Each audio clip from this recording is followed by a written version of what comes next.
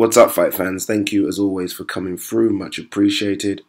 All right, so we're just 10 days away from this blockbuster. That's correct. David Haye versus Tony Bellew is just 10 days away.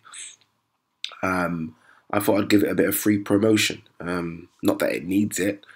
And both of these guys are working promotional overdrive right now. David Haye is tweeting and Instagramming that his body is in fantastic shape.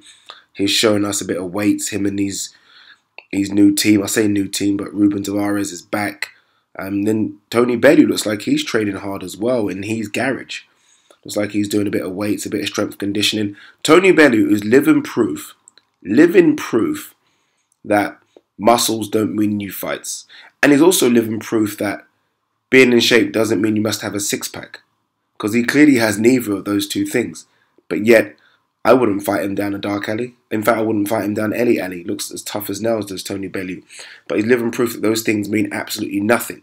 So when David Haye, as David Haye does, pose without his top off and show me that he has a six-pack and he has biceps and triceps and some good delts and some good thighs and calves, I think David means nothing. I've already clearly said that you're a Ferrari with no engine. So put your top back on, put some tracksuits on, and just train.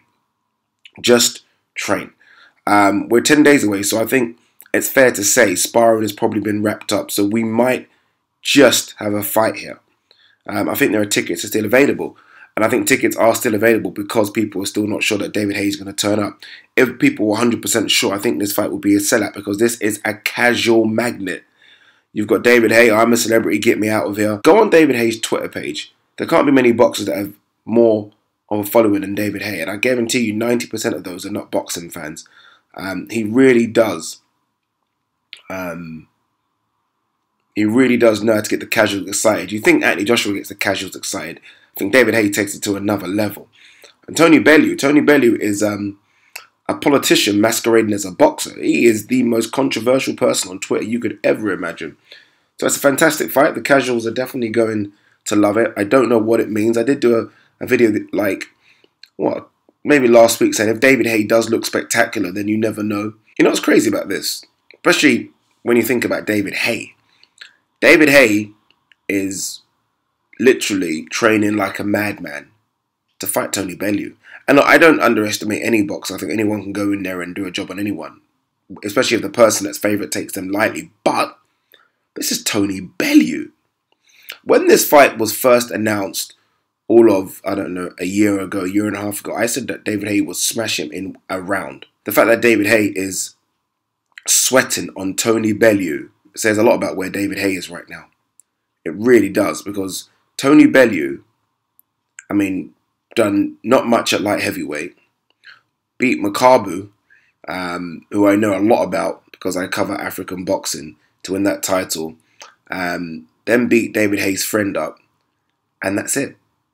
And all of a sudden, he's this feared guy at heavyweight.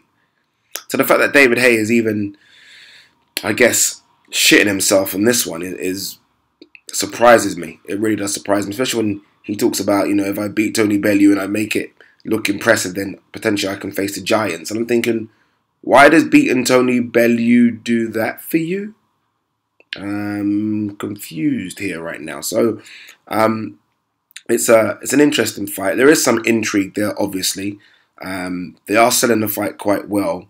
But again, it does go back to what I mentioned in a few videos about this box office crap. The fact that we have to pay, I'm not paying anyway, but the fact that people have to pay $21.95 when just last week in America, we saw Charlo, Gervonta Davis, and Adrian Broner versus Vargas. All four of those guys have better resumes than anything on the undercard or anything, even on the main event. People might say that's not true. David Haye is a cruiserweight. Okay, but look at Charlo. Charlo was king at 154. Adrian Broner is a full-weight world champion. Not that I agree with that. And Gervonta Davis is doing good things at, 130, 135. So, 3 world champions on that card. 3. I think Jesse Vargas wanted some sort of belt as well. So that was free if you had, HBO or Showtime? That was free, so if you had Showtime. Whereas we're paying $21.95 for, I don't know, who's on the undercard? Joe Joyce, Paul Butler in a world title fight. Paul Butler. Oh, stop it. And then David Haye, who hasn't done nothing in 6 years, against Tony Bellew that's done nothing ever at heavyweight. I don't know. But what do you guys think of the fight? I still think that if David Haye does come in decent shape and no injuries, that he did underestimate Tony Bellew last time and he won't do it again. We'll see. Or maybe Tony Bellew just lands one and knocks him out. I don't know. I don't know if Tony Bellew has that power at heavyweight. Anyway, leave your thoughts. Cheers.